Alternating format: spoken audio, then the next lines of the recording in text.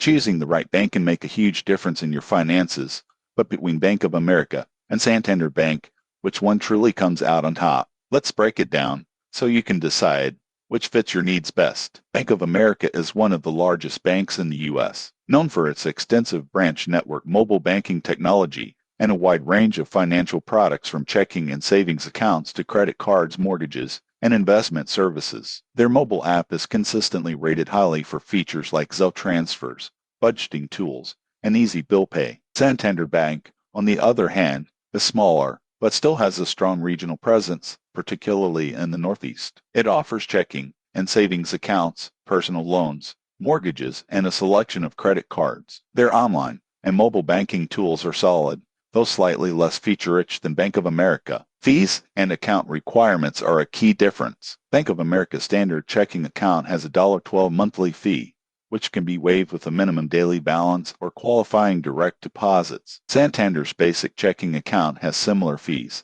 but sometimes they offer lower minimum balance requirements. If you're looking for low-cost banking, Santander may be easier to maintain. When it comes to customer service, Bank of America has 24/7 support and more branches nationwide, which is a big advantage if you travel or move frequently. Santander provides more personalized service in their regional areas, with local branch managers often accessible, which some people prefer. Most people get this wrong. Convenience isn't just about branches, it's also about tech. Bank of America excels in mobile banking, online tools, and card management. Santander is improving, but still lags slightly behind in app features. For interest rates, both banks offer competitive rates on savings and CDs, but Bank of America often has slightly lower yields. If maximizing interest is important, consider online banks as an alternative. In conclusion, Bank of America is ideal if you value nationwide coverage, robust technology, and a full suite of financial products. Santander Bank may be better if you prefer regional, personalized service